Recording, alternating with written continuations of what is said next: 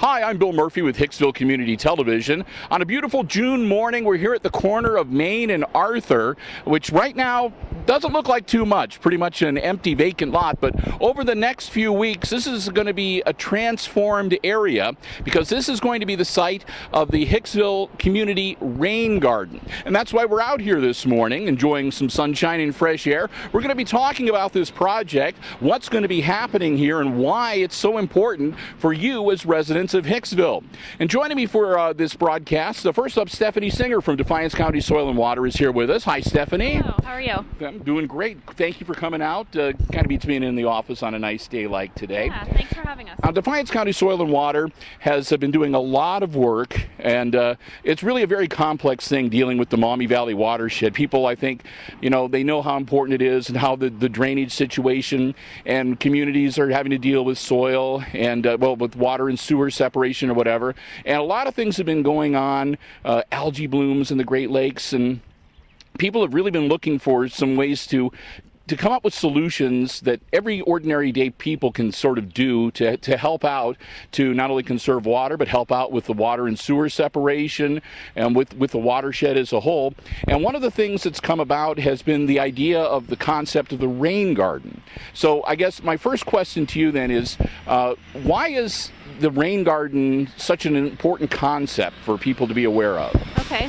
Well, yeah, you're right. It is a really exciting idea that anybody who has a yard can get involved in to help with water quality. Really, what the rain garden does, it takes the water from your roof and or your yard, and it directs it via either the downspout or just over the lawn into a really beautiful flower. It could be a flower bed, it could just be some bushes, or it could just be some tall grasses. And what it does is it's trying to get that water into the ground and soaking it into the ground. So one of our mottos for that we're promoting with Land to Lake is spread it out and soak it in. Okay. So we're trying to get it to soak into the ground and into this rain garden before it gets to the sewer system, which we know if we get too much water in there will overload that system. Yeah, and my understanding is too that there have been some changes in the laws and the rules and the regulations where in the past people were usually able to set up so their gutters, their downspouts maybe went directly right into the sewers or into like a rain barrel that then they could just dump out or whatever, and that's not going to be really possible for them to do in the future, right?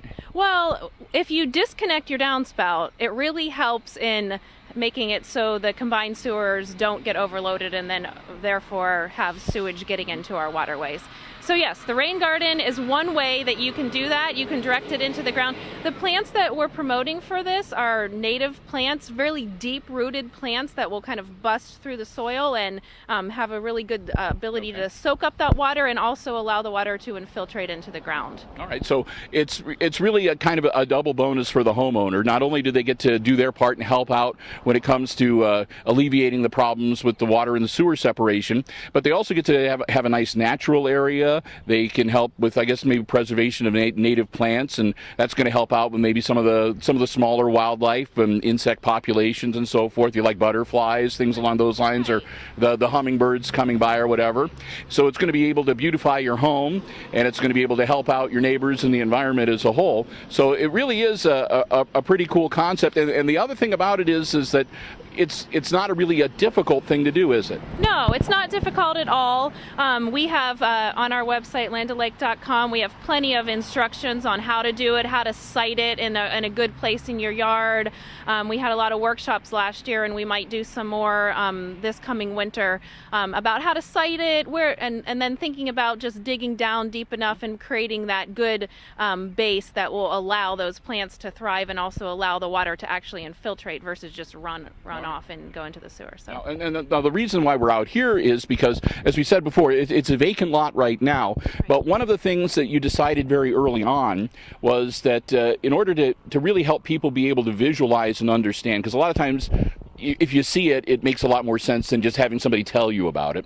So you wanted to sort of put together a pilot project that would not only help out the Hicksville community and beautify a little park space, but also would give a place where people in the community could come by and take a look and see what's been done and see how they could, incorporate that into their own home, their own property. So I guess walk us through why did we decide on this particular site, and we'll talk a little bit about the planning and the financing for this.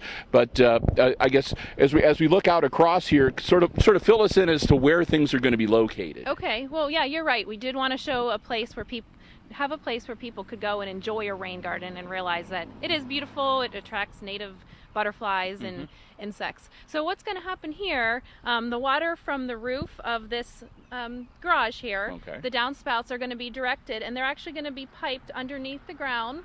A sidewalk's going to cut through the property, and then as the person can pedestrians walking across the lawn will also be able to see the rain garden. Okay, so it's going to be there's going to be sort of a diagonal walkway, right? That so where the two existing sidewalks are, it'll imagine like a triangle, and from what I understand, then a portion of the garden is going to be on either side of that walkway. So if you take that diagonal, you'll sort of be walking through the garden. Yeah. The large part of the garden will be on one side, and then there might be a little bit because it is a rain garden, and around here we can get some heavy unexpected rains. The rain garden's really designed for a 1-inch rain to capture that water coming off of your roof or your yard. So if we get any more than a 1-inch rain, we have to have a place for it to overflow, and that's part of the education for people is that it is going to overflow once in a while, and when it does overflow, you need to have a place planned for that overflow to happen. Yeah. So I understand that there's going to be like a concrete basin, or there's going to be some sort of a retention area as part of the design, or not on this one. Okay. No, they're doing some larger ones in Defiance where they might have that incorporated, but no, not on this one, because this is just a small landscape here and we're just capturing the water from a yard. We're doing it more on a homeowner level, showing a homeowner really it doesn't have to be very complex. Just take the water that's coming off your roof, direct it into a pretty garden. It makes sense anyway because if you have a garden, you don't you won't have to water it as often, and you really shouldn't have to water it at all because they are native plants. Yeah, they're designed to be here, and they're designed to flourish with the weather conditions without a lot of assistance, correct? Right. Now, and I think native plants can sometimes get a bad name, and we're hoping that this, as kind of weeds, so we're hoping that this garden really showcases some of the native plants that are really beautiful, flowering bushes and plants that can be incorporated into your lawn that will look really pretty, and will also be a sign to the public that says, yes, I am doing something for water quality and native native wildlife preservation and so forth. Now, this all came about, there's grant funding, so I understand we received a $5,000 grant to work on this particular rain garden. So I guess tell us a little bit more about that. How did that come about? What was the grant application process, and who's providing the grant funds? Okay. Well, the Soil and Water Conservation District, along with the City of Defiance, applied for a grant. The $5,000 for this project is part of a larger grant that we called the Watershed Awareness, or Land to Lake Watershed Awareness Campaign.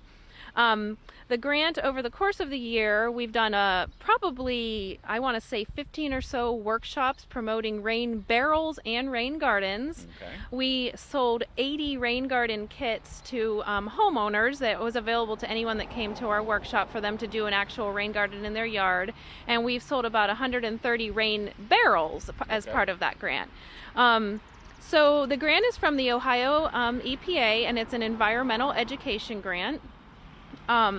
We also doing a public garden in Sherwood and Defiance as part of the grant. Yeah, that was my next question is that I know that this is just part of a larger thing, is again we're trying to get this incorporated in communities really all across the Northwest Ohio region, not just here in Defiance County, but it's part of a larger ongoing process, and it'll be kind of fun too. If people are interested, they can not only come here to Hicksville, but if they wanted to get in the car and drive around Defiance County, they can check out some other examples too, because I think all three of them are going to be the same, but they're all going to be a little bit different too. The nice thing about it is it's going to give people examples of how on their site they might have to modify where their rain garden is or what it does. And I mean, just to reiterate, I think that the problem with the algal blooms in the Lake Erie and water quality here, it can be a little overwhelming. Like, oh, okay, that what can I do? This is a large problem, and this really brings it back to that something simple that everyone can do, and that people can feel good about. Yeah. And I think that another one of the goals that we had with the project was to get local landscapers involved in this. We had a landscaper workshop to teach landscapers how to do this. So we have different landscapers that are working on this in case someone has it in their budget or can't physically dig a garden on their own. We're letting local landscapers be more educated on why this is important and how to do it in case somebody does want to pay for that to be done in their yard. All right. So now there's a landscaper involved with this project as well. Now, who's going to be doing the landscape design here? It's a local Marking Outdoors. Okay. It's going to be doing the landscaping here. All right. And again, as we're talking here, we're in the first week of June. School's just been out about a week, and but this is a project that has been talked about, but the talking is just about done. You're planning on breaking ground here very soon. Do you have a sort of a time frame as when you hope to? Within the month of June, you'll see this garden go in. Yep, and we're going to be back too when the actual work starts, because we'll be talking with the landscape designers, and we want to sort of show you the work as it progresses over the course of the next 3-4 weeks or so, and then we'll also be here to show everybody the finished product as well. But again, we can't encourage people enough to be aware of this, and really, as you mentioned, we've sort of mentioned in passing websites and magazines, whatever. So let's take a little time. If people are out there and really are interested and want to learn more, how do they go about getting their hands on the information that they would need? Yep. So landtolake.com. It's the website that we put together as part of this grant, both the City of Defiance and Defiance Soil and Water. We put information on there. There's a lot of how-to stuff. There's our events that we're having. We're having a conference coming up on June 11th, next Thursday actually, where anyone is welcome to come and learn about the issues and become part of the discussion of not just the problems, but how can we incorporate water and our rivers into the future of a prosperous, sustainable area. Okay, great. And as you mentioned, it's not just the rain gardens, because again, not everybody's going to have a house or property that's going to be amenable or suitable for a rain garden, but you also have the rain barrel project. People might remember when you had the artwork that was being done and the people were painting rain barrels, the contest for that. So rain barrel information as well. And really, you guys have a wealth of stuff at Defiance County Soil and Water. Anybody that has agricultural property that wants to find out more about different methods of using their land or different means of drainage and water management on their lands. You also work with wetland preservation. I mean, there's a lot of stuff that you guys cover. Anyone who wants to know more who should either go to the website or call our office, because we can help you or direct you to somebody who can get you going with what you want to do. And as Stephanie mentioned, there are lots of seminars that go on throughout the year. You're presenting to school kids throughout the school year. Just a lot of information out there. So again, if you want to learn more, what was it? Land to Lakes? It's Land to Lake. Land to Lake. Yeah, I'm promoting butter, and I didn't even mean to. Not Land O Lakes. Landtolakes.com. LandTolake. Okay, landtolake.com, or pick up the phone. It's in the phone book, Defiance County Soil and Water Conservation District, and you can talk with Stephanie or one of the other gals that are there. And Stephanie, again, we want to thank you so much. I mean, it looks really kind of plain here, and I'm really kind of excited to see what's going to happen over the course of the next 3 or 4 weeks as this rain garden comes into being. And again, we'll encourage people to keep watching here on HIX-TV, and we'll let you know, and come on out and see for yourself, and maybe start you got your husband at home now for the summer, you're thinking of something to do over the next few months, put them to work, or the kids, they're home from school, get them involved in some landscaping. And Stephanie, we want to thank you again, and we're going to look forward to being back out here, and we'll look forward to talking to you again as we keep you up to date with the Rain Garden Project here in Hicksville on HIX-TV.